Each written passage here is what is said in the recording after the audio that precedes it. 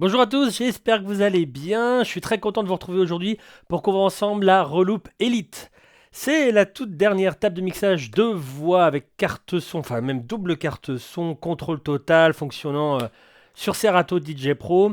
Avant de commencer dans le vif du sujet, j'aimerais remercier, enfin d'une part, premier point, j'aimerais remercier la marque Reloop via leur importateur Sogetronic pour avoir eu la gentillesse et la patience de m'avoir mis de côté que je puisse garder en fait la RP 8000 MK2, la platine que vous voyez là sur l'écran, pour pouvoir la tester avec la Elite, parce que la Elite a pris un tout petit peu de retard pour la sortie, pour qu'elle soit pile poil comme vous le souhaitiez.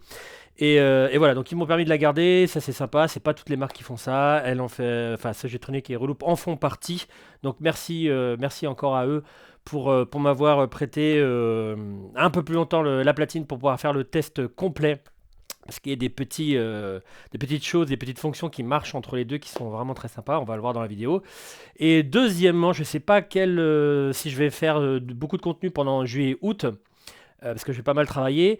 Mais en tout cas, voilà, je tenais à vous en faire part tout de suite. Si jamais vous prenez des vacances, bah, j'espère que vous avez passé vraiment de bons moments avec votre famille, vos amis, tout ça. Profitez bien, reposez-vous bien. Et si jamais c'est pas le cas et que vous allez bosser comme moi cet été, bon courage à tous. Voilà, et on enquille sur le sujet principal, la Elite.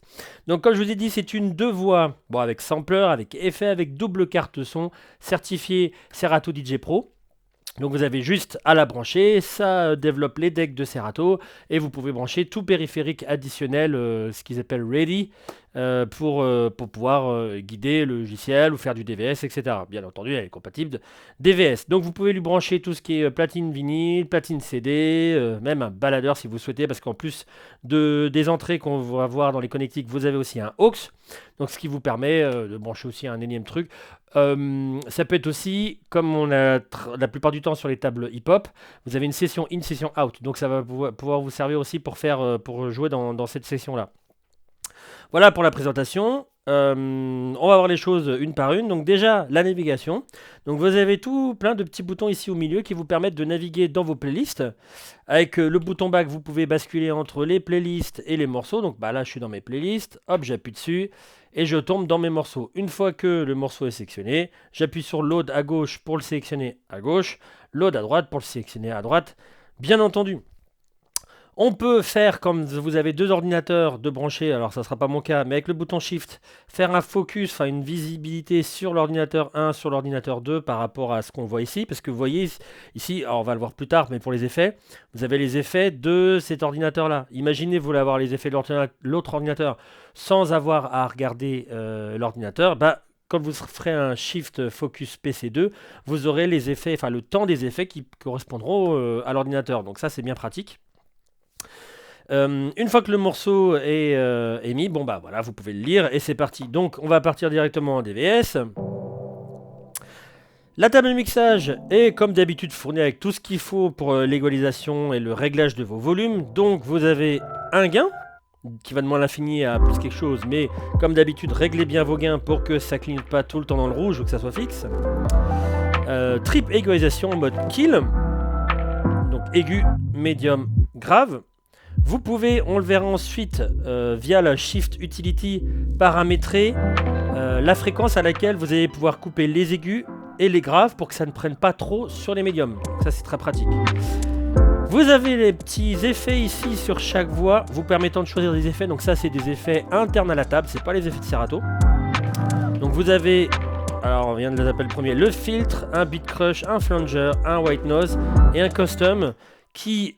Pour le moment, je ne sais pas comment on fait pour l'installer, puisque quand on va dans la configuration de la table, je n'ai pas de configuration possible, donc je n'ai pas su faire cette configuration. Mais je suppose que le custom signifie que vous pouvez en mettre un à choisir dans une liste. Peut-être que ce sera fait, peut-être que c'est déjà en place. J'ai pas lu la doc, peut-être que ça sera mis sur une future mise à jour, je ne saurais vous le dire. Donc le filtre, qu'on pourra paramétrer, toujours pareil dans l'utility, au niveau de la résonance, on va le voir ensuite. Donc basse fréquence. Low pass et high pass. On le verra par la suite, mais il est cumulable avec les effets de Serato. Beat crush.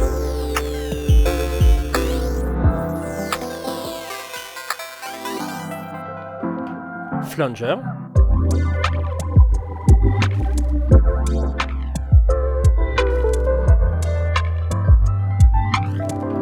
Le white nose.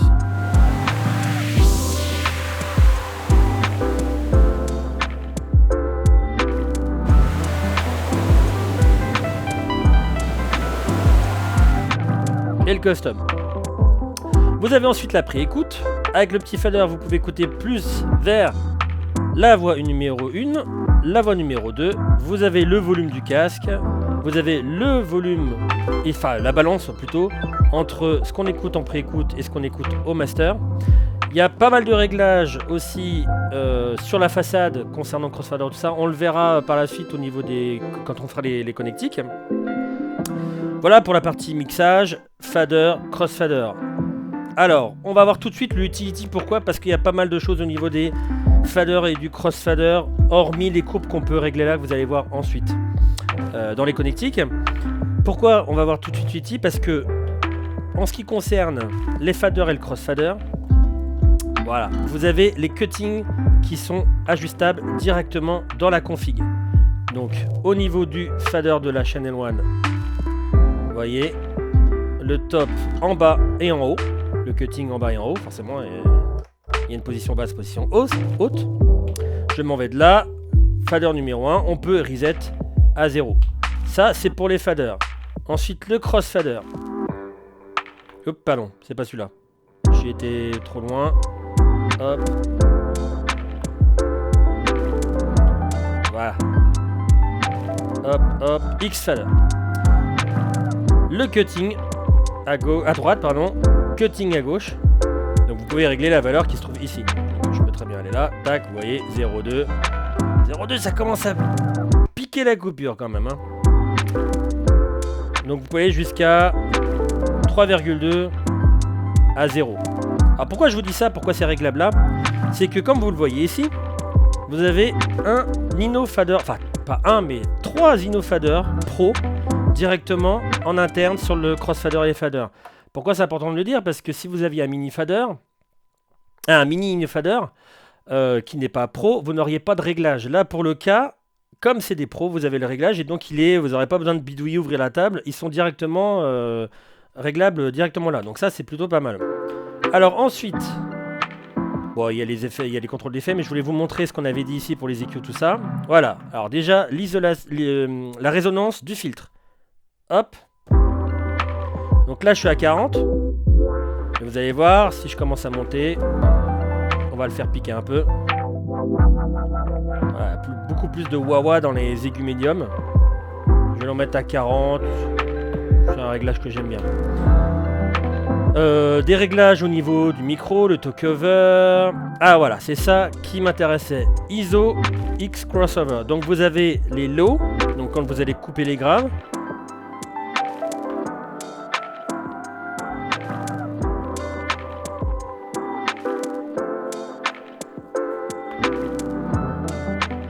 Et là, jusqu'à 100 Hz.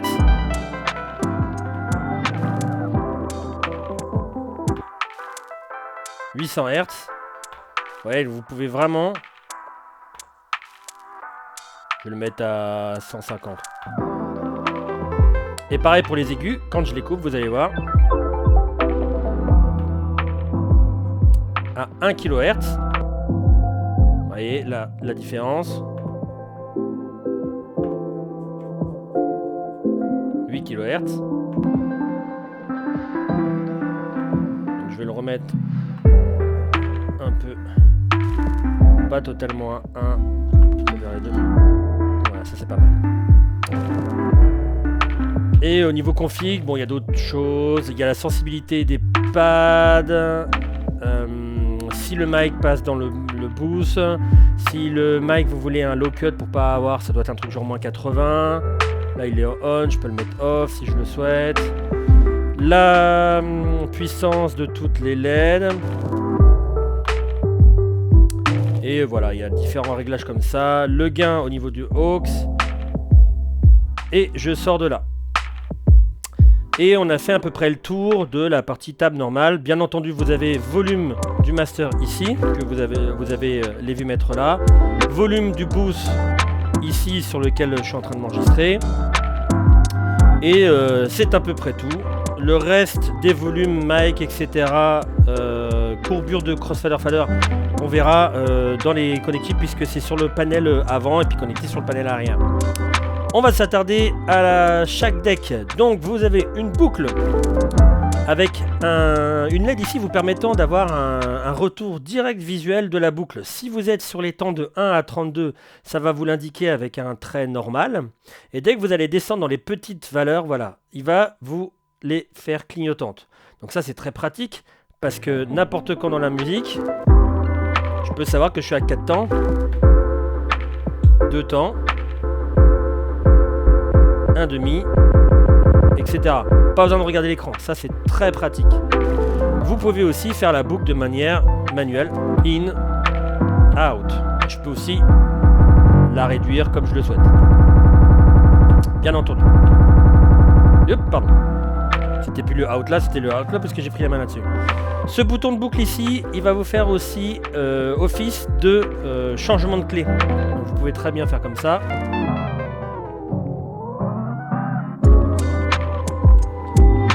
Ça c'est assez sympa quand vous avez juste une petite mélodie. Par exemple, si je mets hop.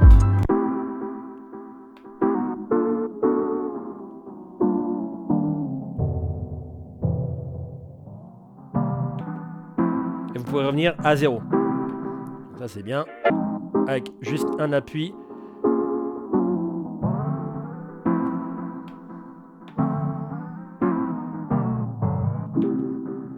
Voilà. Et vous pouvez aussi avoir...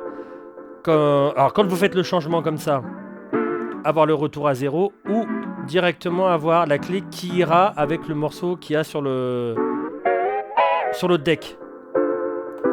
Donc bien entendu vous avez le sync qui vous permet de caler 2 tempos en même temps et vous avez le key sync qui vous permet de non pas caler le tempo mais caler les clés ensemble, les tons des morceaux. Voilà pour la petite partie boucle. On a aussi la possibilité de les sauvegarder dans les save loops, mais on verra parce que c'est sur les pads. Et on a juste au-dessus la partie effets. Donc la partie effets, je vais ils sont déjà affichés, c'est très bien. Donc vous avez comme d'habitude l'opportunité de faire en sorte d'avoir un effet avec beaucoup de réglages ou plusieurs effets avec des réglages un peu plus simples. Comme je vous l'ai dit, le changement du temps ici de l'effet qui est répercuté là avec à côté le BPM, ça c'est très pratique. C'est vrai que c'est très réactif. Si je me mets à faire un pitch down, regardez le BPM, il suit nickel. Ça, c'est très pratique. Donc, vous avez l'opportunité soit de l'enclencher en mode tout le temps activé. Donc, je vais mettre par exemple un demi sur l'écho, donc le troisième. Peut-être plutôt sur une musique. Plutôt que sur le... Donc, on comme ça. L'écho.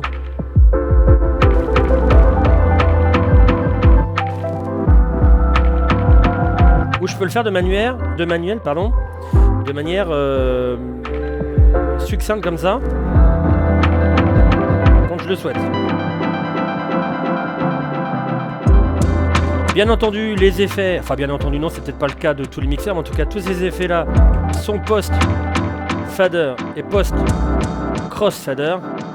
Et je tenais à dire aussi, pour les besoins de certaines interrogations, que si vous mettez un vinyle normal, hop, on peut très bien mettre des effets directement. Alors bien entendu, vous aurez à taper le tempo pour avoir un truc un peu plus propre.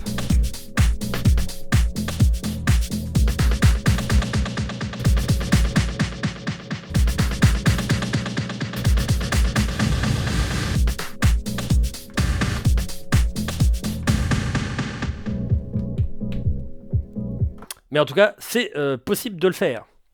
On va éviter trop longtemps de faire marcher le morceau pour pas avoir de problème de droit d'auteur. Donc continuons notre lancée. Donc on était sur ce petit morceau là. Hop. Wow. Désolé pour ce saut dans la différence de gain entre un vinyle normal et un DVS. Donc les effets. Effet partie de gauche. Alors vous pouvez aussi choisir la banque si vous avez une banque préférée. Vous voyez ici banque A, banque B. Pourquoi je ne le vois pas? Ah oui, c'est parce qu'il y a par la partie effets. Voilà. Banque A, banque B. Si je le souhaite avoir, si j'ai des effets favoris. Et voilà. Donc, on a passé la partie effets. Et on passe ensuite à la partie pad. Donc, vous avez pas mal de fonctions. Et on va les passer en revue chacune les unes après les autres. Alors, vous avez les hautes queues. Donc, vous pouvez choisir à la volée.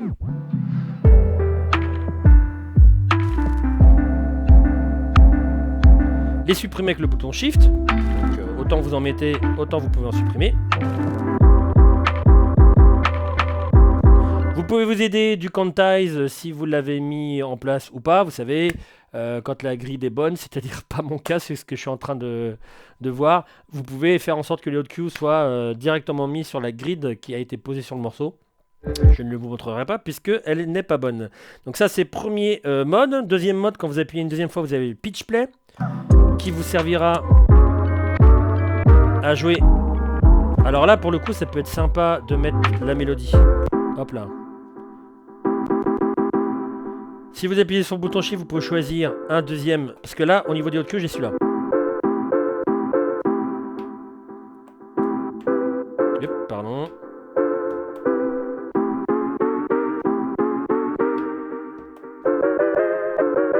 Vous pouvez choisir le haut queue qui vous concerne.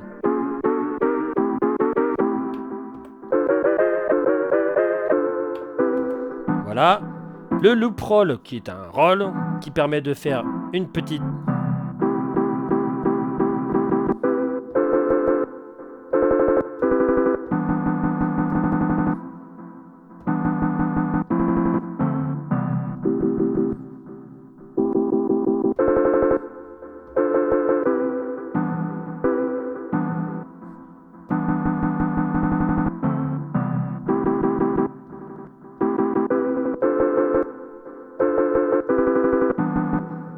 Pour les principes, la musique continue derrière et voilà.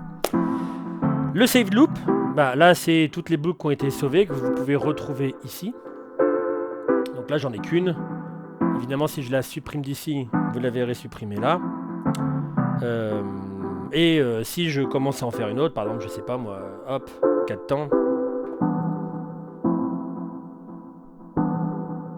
Et que je la mets là, ça va la sauvegarder, forcément. Hop là, je pourrais la rappeler quand je le souhaite.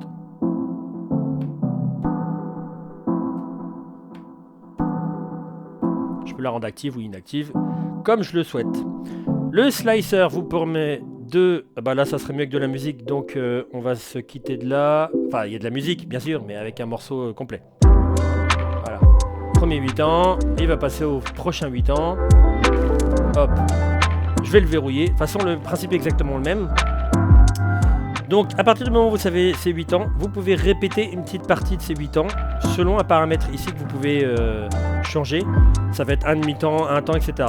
Et voilà ce que ça fait sans changer pour le moment.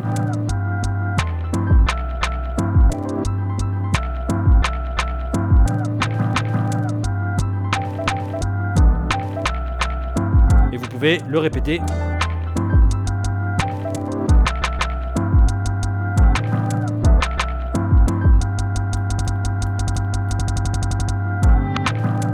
Etc. Donc ça vous permet de faire des petites manips sympas. Le sampler. Donc le sampler, vous pouvez répéter tout ce que vous avez comme boucle. Est-ce que j'avais une boucle? Non, j'avais pas de boucle. Je vais récupérer une petite boucle de la mélodie et je vais la réinjecter par-dessus l'instrumental. Donc par exemple, admettons, je veux 8 ans de ça. Voilà, je vais effacer la précédente. Elle, je vais la sauvegarder, tac tac. Et je vais la mettre dans mes samples. Où je vais supprimer mon exemple, pouf pouf, tac, tac. Et donc j'amène ma boucle là-dedans, hop là. Et donc normalement, je vais l'avoir. Avec son volume ici, on le verra dans les connexions.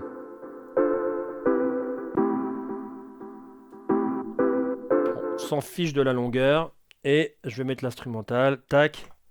Et donc ça va passer par-dessus, bien entendu. Hop.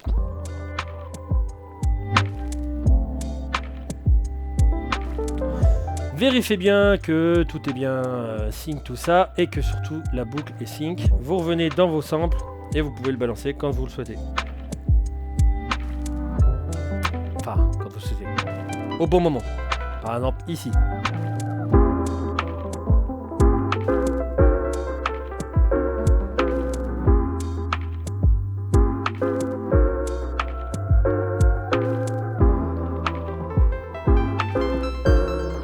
Vous pouvez lui appliquer, tout comme la voix, des effets. Il suffit d'appuyer juste sur Sample FX.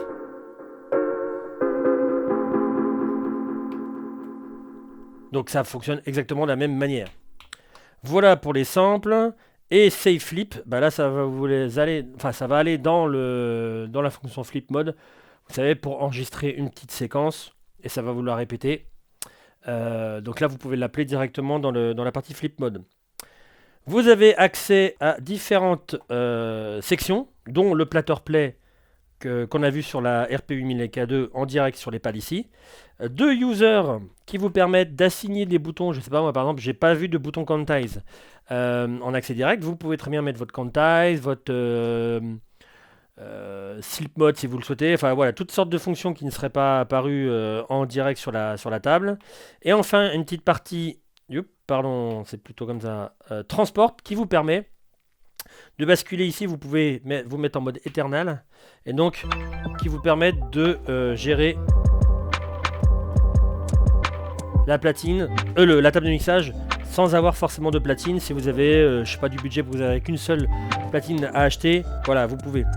Et ça vous permet d'avoir des petits contrôles comme faire varier le pitch bend, faire varier le tempo. Bon, je vais pas le faire varier trop, sinon on va aller dans des valeurs un peu bizarres.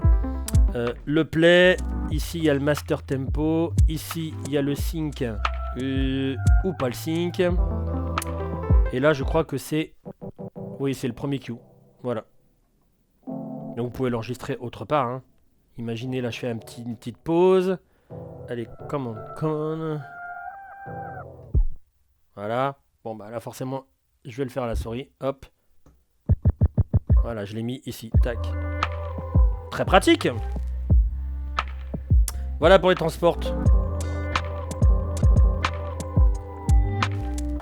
Et au final, cerise sur le gâteau, quand on a vu les pads la côté Elite et on a vu les pads côté RP8000 sur sa vidéo, la RP8000 MK2, cerise sur le gâteau, quand vous connectez les deux, vous pouvez changer les fonctions, que ce soit sur la RP ou sur la Elite. Vous voyez, je peux changer sur la RP, je peux mettre une autre fonction, ça ne changera pas sur l'Elite. Et pareil, si je regarde par exemple les haute queue et que je me mets sur la Elite, je peux changer, je peux vraiment très bien faire, par exemple, je sais pas moi, un haute queue ici.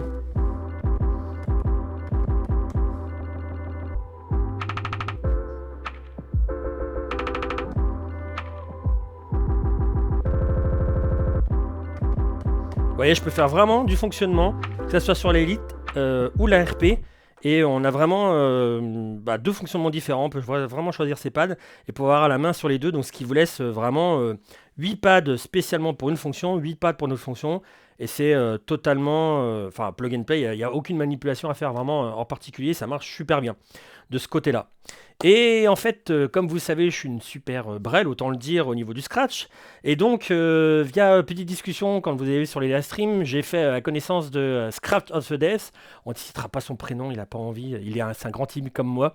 Et donc, je lui ai demandé de venir, s'il avait envie de venir, pour qu'on puisse se taper, enfin surtout lui, se taper des petites séances de scratch. Et c'est ce qui va se passer maintenant. Viens, come on! Donc il va poser des petits scratchs parce qu'au niveau du crossfader, moi je voulais mettre vraiment un accent sur la partie crossfader pour vous montrer vraiment au niveau du cutting, etc. Qu'est-ce qu'on pourrait dire au niveau du crossfader, hein? Le crossfader, franchement, il est très très souple, très très fluide, très léger. Et en fait, on peut régler la courbe en fait. Comme on a vu dans la vidéo, ouais. Ouais, exactement. Ouais. On peut aller vraiment jusque 0 en fait. Il cut à 0, donc il cut vraiment très fort. Et qui mieux qu'un turntabliste pourrait faire un truc plus potable que moi? Eh ben, c'est-à-dire lui. Je te laisse la main. Allez, on y va. Et puis, bon, bien évidemment, je vais mettre un morceau sur une autre platine. Vous voyez, ici, il n'y a rien du tout. Donc, je vais mettre un autre morceau. Lui avait préparé sa petite session de scratch. C'est ça. Je lui ai bougé ses aigus. Alors, je lui mets un petit peu moins d'aigus. Tac, tac.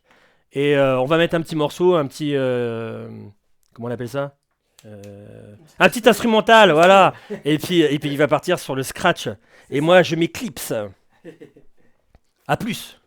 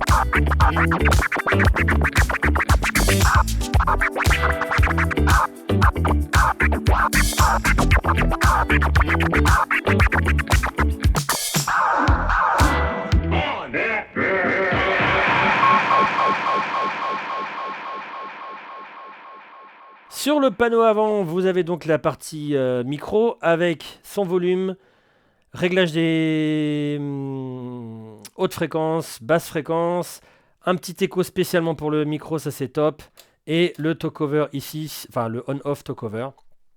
Sur la droite, la section du sampler, le niveau sonore, le volume de l'entrée aux, le petit split dans le casque si vous voulez du mono à gauche à droite entre le master et la pré-écoute, et les deux sorties casque.